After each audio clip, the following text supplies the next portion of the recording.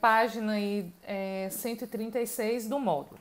Ó, primeiro, o que a gente tem? Ortografia é um campo da gramática. Então, na última aula a gente estava vendo semântica, e quando eu estava trabalhando semântica com vocês, semântica tinha muito a ver um pouquinho com ortografia, quando a gente falava dos homônimos, dos parônimos. Então, quando a gente estava falando de homônimos e parônimos, nós já estávamos falando de ortografia.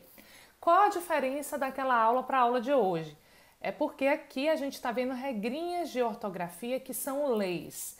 Então, o que a gente vê? Por exemplo, quando se fala de novo acordo ortográfico, nós estamos falando de lei que diz respeito à grafia das palavras, tá? E na última aula nós estávamos vendo a grafia associada ao sentido. Hoje a gente está vendo simplesmente a grafia e quais são as regras que norteiam aí a grafia das palavras, tá? Então a gente tem aqui como o domínio, entender que é o domínio da gramática que se ocupa da escrita dos vocábulos. Então, ortografia é justamente a escrita. A representação gráfica dos vocábulos é constituída de um alfabeto e de um sistema de sinais diacríticos. Pode ser que vocês não estejam sabendo o que são os sinais diacríticos, é a coisa mais fácil do mundo. Eu vou mostrar para vocês. Mas assim, para a gente pensar a ortografia de qualquer língua, a gente precisa saber como é o alfabeto daquela língua. As línguas latinas, os alfabetos são os mesmos, né? E quais são os sinais diacríticos que cada língua tem as suas, e mesmo que sejam incomuns, eles podem ter finalidades diferentes. Então, o que é o alfabeto em língua portuguesa? Eu coloquei aqui, depois do novo acordo ortográfico, nós temos 26 letras, incluindo aí o Y, o W e o K, né? Coloquei aqui do jeito que as letras são pronunciadas, porque algumas pessoas têm dúvidas de como é a pronúncia, se eu vou pronunciar é E ou é. Então, isso aqui é como está no novo acordo, que não mudou muito do que já era, tá? A única coisa que mudou no novo acordo é que antes nós tínhamos 23 letras e agora, oficialmente, W, K e Y fazem parte da nossa língua, tá? Antes não, antes eram, a tia falava lá na alfabetização que eram as amiguinhas. As 3 amiguinhas K, W e Y. Hoje não, hoje a gente tem aí isso inserido como letras da língua portuguesa mesmo. E o que são os sinais diacríticos, gente? Isso aqui tá numa página diferente aqui, tá na página 139 do módulo, mas a gente tem os sinais diacríticos voltados para a acentuação gráfica. O que é isso? O agudo, então a gente tem aqui o acento agudo, que é um sinal diacrítico. O agudo indica o quê? O timbre aberto, então eu pronuncio E e O, e não o timbre fechado O e E. Então, por exemplo, se eu tiver medo, eu não tenho aqui o acento e a pronúncia é com o E fechado. Em médico, eu tenho já o acento indicando que a pronúncia aqui vai ser um timbre aberto, tá? Médico. O circunflexo também está relacionado ao timbre, só que é o timbre fechado das vogais. Então, êxodo, E, timbre fechado, enquanto que em édipo, que é o acento agudo, nós temos o timbre aberto, tá? Então, esses são os sinais diacríticos para acentuação gráfica. Nós também temos sinais diacríticos para com outras finalidades, que é o caso do acento grave, que indica a crase, né? Quando a gente tem a fusão de 2 As. Então, aqui, ó, dirigi-me àquela farmácia. Aí, aqui eu coloco um acento grave para indicar que tem a fusão de 2 As. Então, tá aqui a frase correta. O tio é como se fosse uma estilização da letra N, porque o N indica nasalidade. Então, a gente coloca aí para indicar nasalização de vogais, né? Cãibra, imã, né? Órfão, irmã, põe. Então, ele é considerado um sinal gráfico e não um acento gráfico. É importante, porque quando eu falo assim, ó, os sinais diacríticos de acentuação gráfica são realmente os acentos gráficos, que são o tio e o circunflexo, que são os acentos gráficos, né? Quando a gente vai para aqui, os outros sinais diacríticos são outros sinais que são usados aí na grafia das palavras. O acento grave, ele também é acento, só que a gente não estuda junto com as regras de acentuação.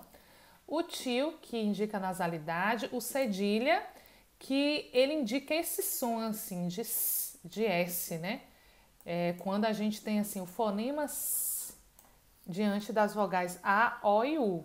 Então, a gente vai ver que aqui eu pronuncio faca e com a cedilha eu pronuncio faça. Então, esse cedilha também é um sinal diacrítico para indicar que a pronúncia de faca vai ser diferente da pronúncia de faça, né? Então, ajuda a distinguir isso aí.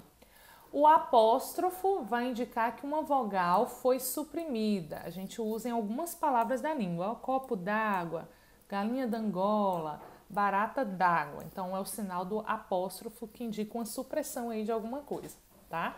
Então, esses são os sinais diacríticos. Então, nós temos os sinais diacríticos voltados para acentuação gráfica, os sinais diacríticos que são da ortografia da língua mesmo, certo?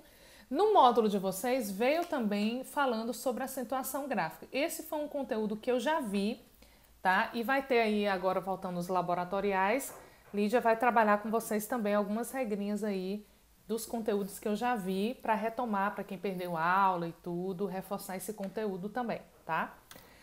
Bom, o hífen também é um sinal diacrítico. Nesse capítulo aqui do módulo de vocês não veio as regras do hífen. Eu vou ter que elaborar uma aula extra só para tratar de hífen, porque tem muito detalhe sobre o uso do hífen, principalmente depois do novo acordo, tá? E principalmente por conta da redação a gente precisa dominar algumas coisinhas. Mas onde é que a gente usa o hífen, tá? Vocábulos compostos, essa questão de justaposição a gente vai ver na próxima aula, quando a gente estiver olhando sobre composição de palavras, tá? Mas é quando eu coloco um vocábulo junto do outro, o hífen aparece em alguns deles e outros é junto sem hífen, né? Então isso aqui a gente está usando o hífen como em arranha-céu. E alguns que são formados por prefixação. Qual é a diferença de justaposição e prefixação? Isso é conteúdo da próxima aula, mas eu já adianto aqui para vocês. Aqui eu tenho duas palavras que eu coloquei juntas uma da outra, unidas por hífen. E aqui eu tenho uma palavra, aqui eu acrescentei um prefixo. Então o hífen pode ser usado nesses casos também, tá? Então nós temos isso aí.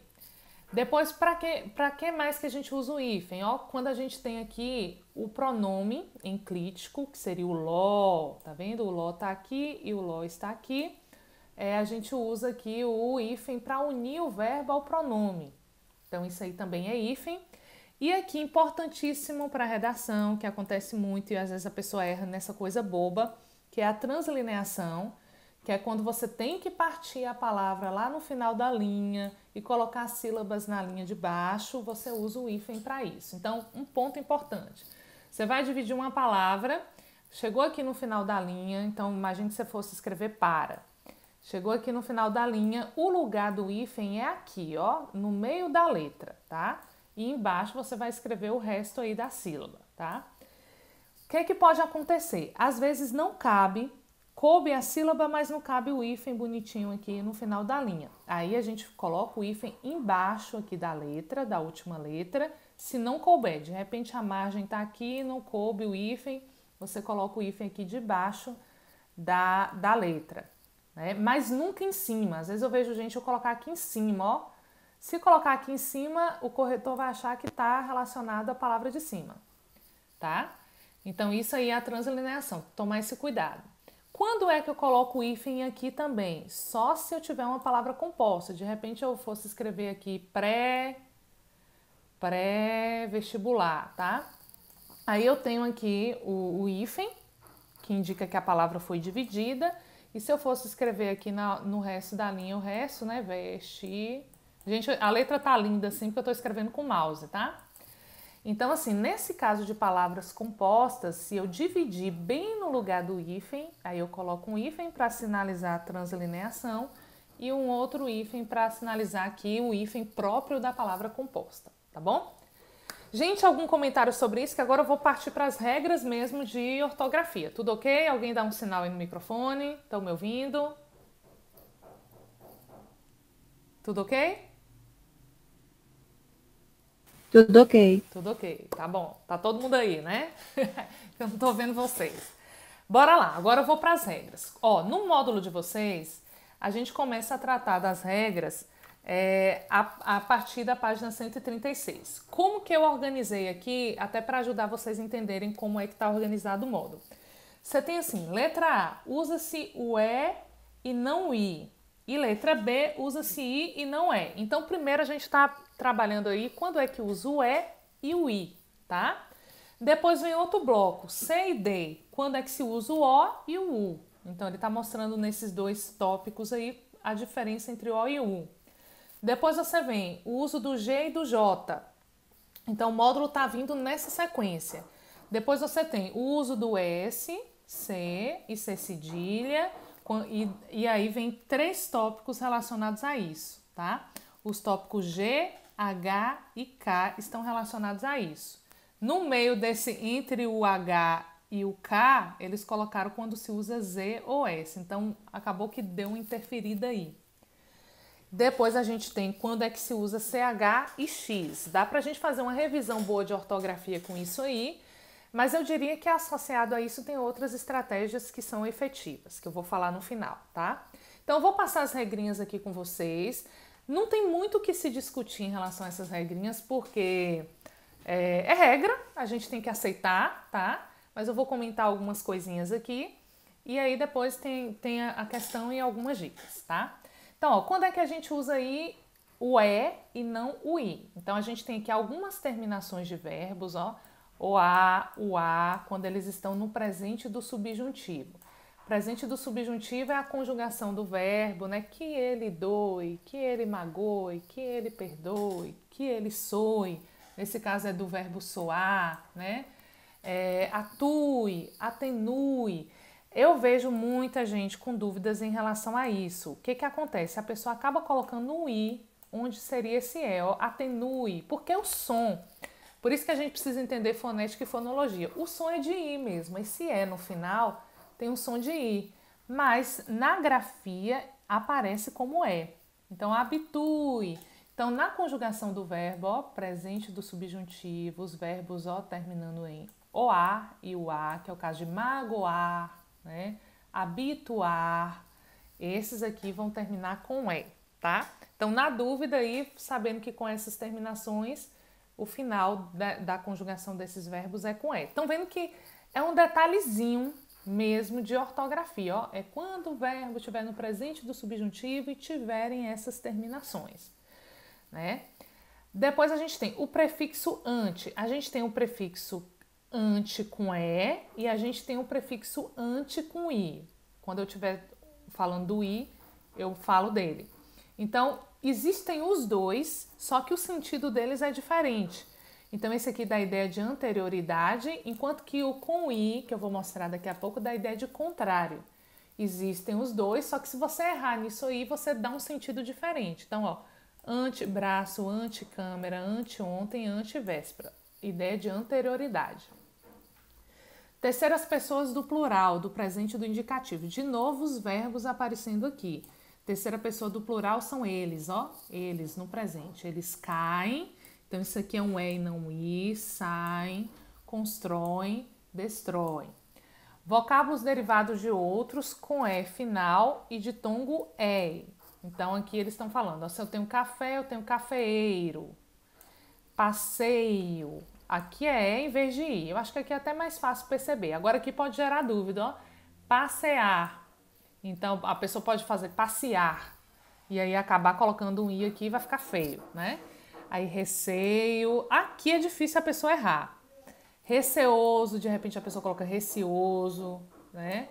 Recear. Então, ó, acontece de gente fazer isso, tá? Cear, ó. Então, algumas coisas são mais óbvias pra gente, outras pode gerar dúvida, tá? Então, aqui, esse ditongo aí também com o ditongo EI, precisa ser com E e depois I. Verbos terminados em EA, seria assim, bloquear. Então, a gente escreve bloqueio. Bloqueamos e não bloqueamos. Passeio, aqui é difícil a pessoa errar. Passeamos e não passeamos. A gente até pronuncia às vezes passeamos, mas é passeamos. Freio, ok? Freamos e não friamos, também vai ficar horrível. Penteio, penteamos, tá? Então a gente vai ver que esses verbos pentear, bloquear, passear, escreve com E. Em alguns verbos terminados, né, em iar, né? Então você tem que ansiar, incendiar, odiar. Então fica com E, ó. Anseio, incendeio e odeio. Aqui eu acho mais difícil as pessoas errarem também. E os verbos de primeira conjugação no presente do modo subjuntivo. Então aí você tem estude, é como se eu tivesse assim, que eu estude. Então é um E e não um I. Que nós estudemos, aqui é mais fácil, difícil a pessoa errar. Que ele viaje com E. Viajemos, aqui vai ser E mesmo, a pessoa já pronuncia certo. A exceção aqui é esteja, que a gente não vai falar esteja, nem estejemos, mas é esteja e estejamos. Isso aqui é um verbo que é uma exceção aqui em relação a essa vogal, tá? Aqui é quando usa E e I e quando usa I e não E, tá? Então a gente tem aqui, ó, a gente vai usar o I e não E. São menos casos, tá vendo? Mas é quando os verbos tiverem esse o ir, a ir, o e. Terceira pessoa do singular do presente do indicativo. Então ele sai e não ele sai. É o verbo sair, termina desse jeito. Cair, então ele cai. Você percebe que a vogal temática é I mesmo, ó. Então acaba repetindo aqui essa vogal temática. I. Dói, mói, rói, contribui, distribui, não distribui, constrói, destrói, possui. Tá? Então são essas terminações de verbos aqui que vai fazer você acertar na ortografia. E aqui vem o prefixo ante, ó, que ele é contra, né? Indica contra. Então, antipatia e não antepatia. Anticlerial, anti-herói, antimonarquista. Por que aqui escreve com hífen e aqui escreve sem hífen? É por conta desse H. Eu vou fazer uma aula para vocês tratando do uso do hífen, que é também bem delicado e a gente precisa de uma aula só para isso, porque é muito detalhezinho, tá? Mas tá aqui o E e o I. Então, primeiro a gente viu onde usa o E e o I. E assim, como vogal de ligação, a gente também vai entender o que é vogal de ligação na próxima aula, mas o que é isso? Eu vou ligar Camões a iano, para dizer que alguma coisa é camoniano. Esse I aqui é uma vogal de ligação, que eu estou ligando um sufixo aqui a um prefixo. Machado de Assis mais o sufixo ano. Então, essa vogal de ligação aqui une isso aí. Drummondiana. Então, esse I aqui é uma vogal de ligação. Vogal de ligação só serve para ligar as coisas, tá? Minha gente, vocês estão aí? Estão acompanhando? Dê um sinal de vida, um microfone aí, por favor. Sim. Tudo ok? Não Tudo ok. Não é uma aula divertida, tá? Vão aguentando aí. Eu só tô passando para explicar mais ou menos para vocês aí como é que funciona essa questão da ortografia. O que a gente está vendo aqui? Eu tô falando em prefixos, eu tô falando em conjugações verbais, começar a falar em alguns casos aqui de origem de palavras. São coisinhas que a gente vai ver, né? Essa questão de conjugação verbal e tudo, no decorrer aí do nosso curso, tá? Mas aqui eu tô trazendo esses detalhes para vocês perceberem o quanto a ortografia é delicado, tá? Certo? Então as regras de ortografia são essas, mas é porque envolve alguns aspectos da língua também para a gente conseguir acertar na ortografia. Bom, então trabalhamos os tópicos A e B do módulo, tá? Vamos aqui para o tópico C e D do módulo, tá? Que é quando a gente usa O e U. Então, assim, quando é que a gente vai usar o O e não o U? Então, verbos em OAR. Então, é vou, estou, sou, de soar, magou, magoas. Então, os verbos tiveram essa terminação, ó, magoar, destoar, voar, a gente vai estar usando o O e não o U. Então, vocês estão vendo que sempre o O está aparecendo aqui, não é magoar, é magoar, né? Então, é desse jeito. E palavras derivadas que mantêm o O na forma primitiva. Gente, ortografia tem muito dessa questão de palavra primitiva, tá? Quando eu dei aula de acentuação, eu falei o seguinte, quando você está pensando a acentuação, você não pode pensar esse negócio de primitivo. Por quê? Porque você tem que pensar a sílaba tônica. Agora, em ortografia, funciona muito essa questão de palavra primitiva. A tendência é conservar a grafia da palavra primitiva. Então, se eu tenho feijão que terminou com O, a tendência é que feijoada seja com O e não feijoada, né? Som é com O, soar de som, aí é com O, tá? Ressoar, que é derivado de som também, o O, né? Boteco, botequim, e não botequim, né? Mosquito com O, que vem de mosca, tá? Sortimento, que vem de sorte, não surtimento. Então, saber a palavra primitiva ajuda muito isso aí. E muita coisa de ortografia é pautada por palavras primitivas. Então, isso aí é importante para a gente dar conta de ortografia. E usa U e não O. A gente tem, quando as palavras têm essas terminações ua, ula, ulo, ó, água, íngua, ulo, ó, cálculo, né? Então aí, ulo, glóbulo, tentáculo. Então isso aí é com U, tá? Então a terminação da palavra é assim, a gente usa com I. Isso aqui, se vocês forem observar bem, se você já sabe que a palavra é terminada com A, então você acerta a grafia. Então, é uma regra meio que se você já sabe que termina assim, você já está acertando a construção da palavra, né? Então, tem algumas coisas de ortografia que não ajudam muito, né? Porque aí você tem que saber isso aqui para você saber como escreve. Um pressupõe o outro, né?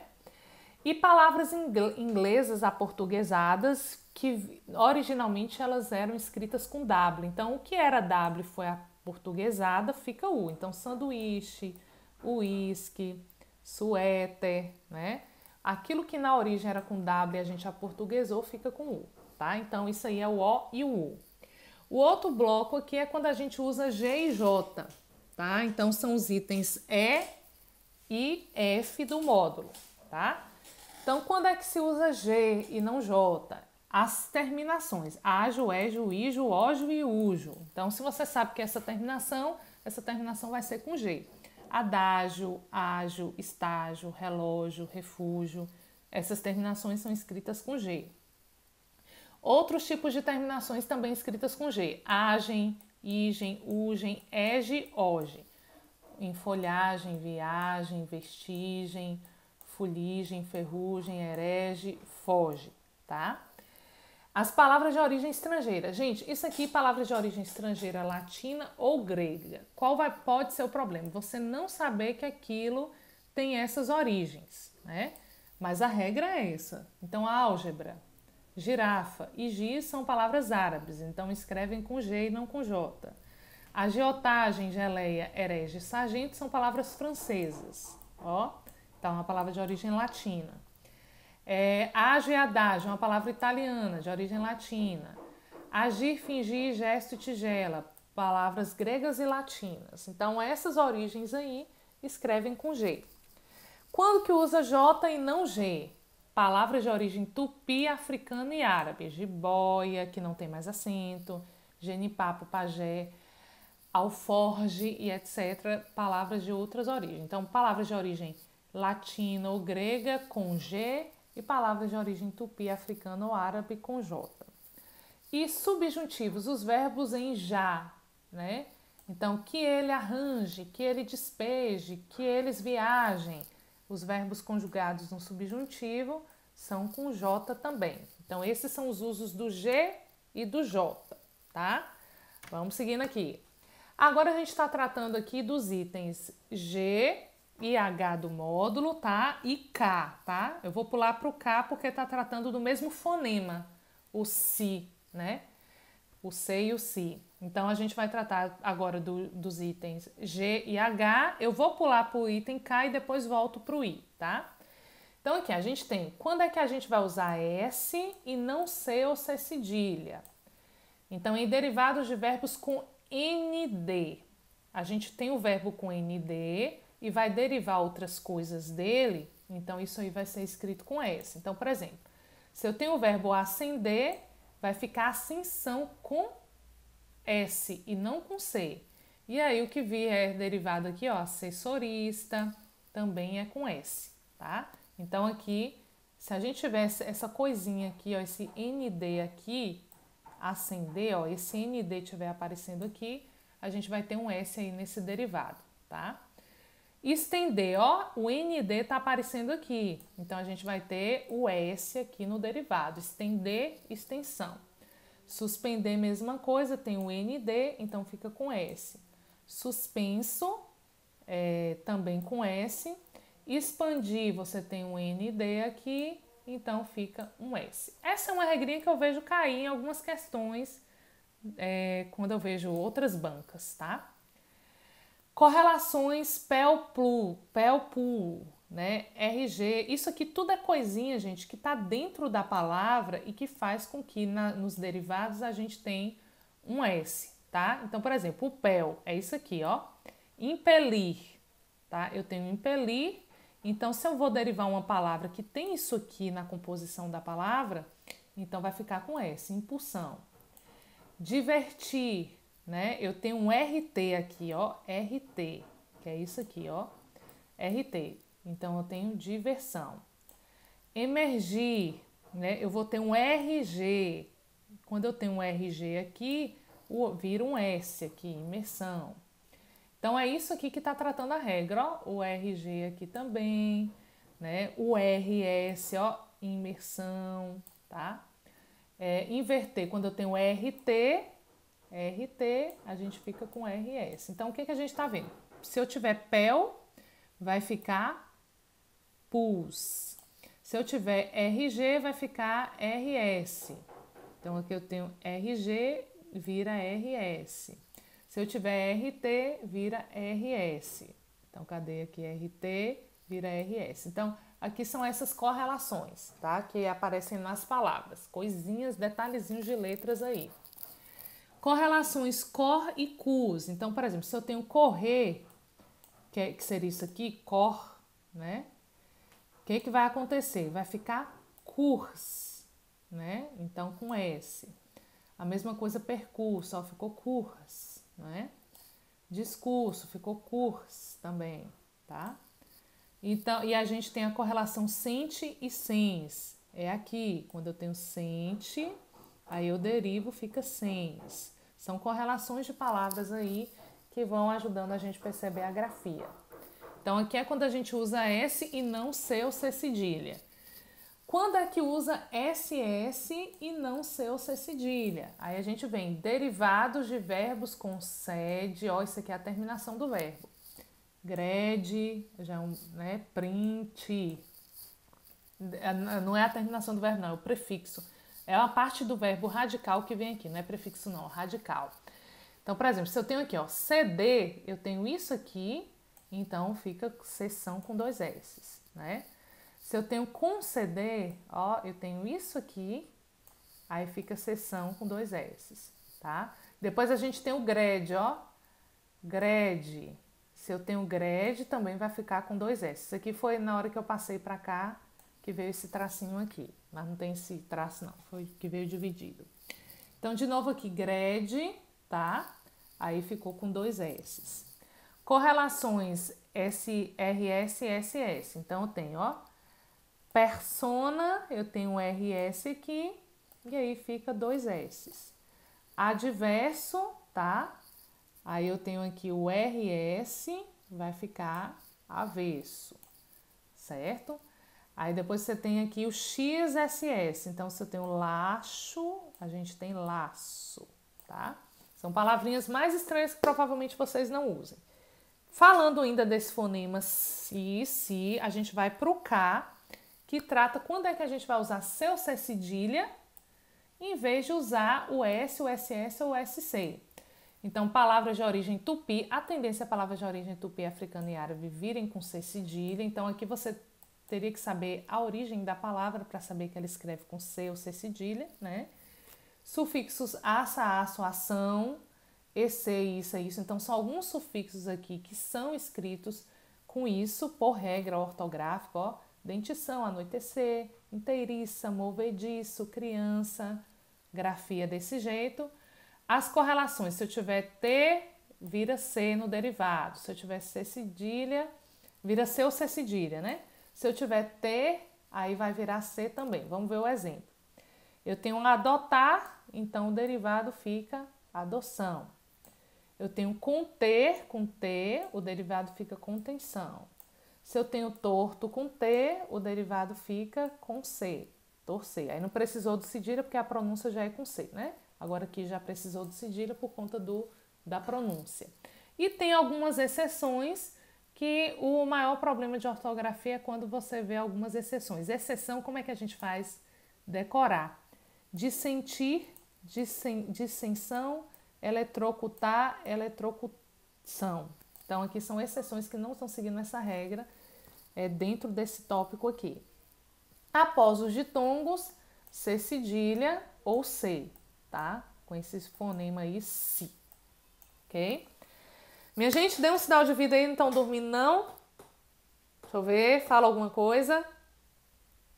Que eu vou seguir aqui para a gente finalizar logo para eu ir para as questões. Estão por aí? Alguém dá um sinal? Oi. Estamos aqui. Graças a Deus. já pensou se sai da sala? Eu tô aqui falando só? Muito bem, então estão aí. Vamos lá.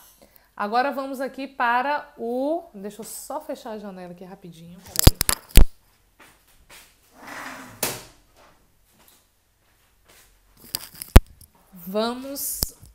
Vamos para... Quando é que a gente vai usar o S e o Z, tá? Então, são os itens I e J, tá? Então, nós temos aqui títulos nobiliárquicos no gentílico. O que é isso, gente? São titulações, tá? E gentílicos são procedências que indicam origem. Então, a gente tem os gentílicos que indicam origem e isso aqui que indica cargos, tá? Então, tem baronesa, a gente vai escrever isso sempre com S. Duquesa, marquês, marquesa, princesa, francesa. Então, essas coisinhas que indicam títulos e origem, aí a gente vai usar o S, tá? Então, inglês, holandês, indicam origem. Após alguns ditongos, causa, tá? Então, são os ditongos que a gente usa o S, tá? Lousa, maisena, ousar. E correlações também aqui. Se eu tiver D, vai ficar S. Se eu tiver ND, fica NS. Né? Ou S aqui, dependendo da palavra. Então, por exemplo, quando eu tenho aqui, defender, defesa. Ou defensor. Né? Se eu tiver iludir, ilusão. Né? Se eu tiver depender, despensa. Despender, despensa. Depender, não. Despesa também com S, censo com S e siso com S, tá? Aí, formas verbais de querer e por e derivados. Esse aqui, gente, é uma coisinha. Por exemplo, eu quis, eu quis. Ah, isso aqui é com Z ou com S? Se é o verbo, é derivado do verbo querer, é com S. Existe o quiz com Z, que não é quis, é quiz, que é o quiz de questão, né? Que já é outro sentido. Mas a conjugação desse verbo aqui vai ficar quis, quisera com S, quisesse. Aí o por, pus com S, não com Z. Pôs com S, puser, pusesse, ó. Então a gente escreve com S, não com Z. Então é o S que tem o som de Z, mas a gente escreve com S. Quando é que é o Z? A gente percebe que são menos casos. O interessante da gente observar percebe que a maioria dos casos são escritos com S e não com Z. E quando vai ser o Z? Alguns substantivos abstratos, por exemplo, ácido, acidez, com Z. Ávido, avidez, grávida, gravidez. Né? Existe gravidezes, gente, isso aqui é sem esse hífen, tá? Gravidezes, grandeza, pequenez. Ó? Então, substantivos abstratos que são derivados de adjetivos escrevem com Z. E o sufixo izar, ameno, amenizar, abalizar, ajuizar, hospitalizar e civilizar. Então, a gente percebe que a minoria dos casos acontece com Z, tá? Agora, o último caso, quando é CH e X, tá? Então, vocábulos provenientes do latim. Então, você tem... Isso aqui no latim era escrito com H, e aí conservou esse H e colocou o C para ficar com um som de X, né? Chave, chumbo, chuva. Vocábulos, tá vendo que aqui a gente está tratando basicamente de origens, ó? De origem latina, de origem francesa, italiana, boche, chalé, chefe, flecha. Então, a origem, nesse caso, é que está indicando para você escrever com CH. Vocábulos provenientes do alemão, aí também com CH, e vocábulos provenientes do árabe, ó. Tudo aqui é com C. Então aqui a gente está tratando basicamente de origem. Quando vai ser com X, vocábulos de origem tupi e africana, o aportuguesamento de algumas palavras que no inglês eram escritos com SH, né, ou com J no espanhol. Por exemplo, shampoo. A gente vê muito shampoo com SH, que não é a portuguesada. A forma portuguesada de shampoo é com X, né? Aí vem Hiroshima, que é lagartixa, com X, xerez, nem tô lembrando o que é direito. Após a inicial em, aí aqui tem exceções, mas, por exemplo, enxada, com X ou com CH, se a inicial é com EN, então a regra é vir com X depois. É o que acontece com essas palavras. Mas aqui tem essa exceção, tá? Para encharcar, em vez de ser com X, vai ser com CH, que vem de cheio, né? Aí você tem cheio, quando você vai fazer encher, ó, com CH em vez de ser com X. Então, quando tem exceção, a gente tem que decorar a exceção. Após o mi, por exemplo, o que acontece com mexer e mexicano, ó, isso aí a gente escreve com X. E após os ditongos, que é quando a gente tem X aqui e X, tá?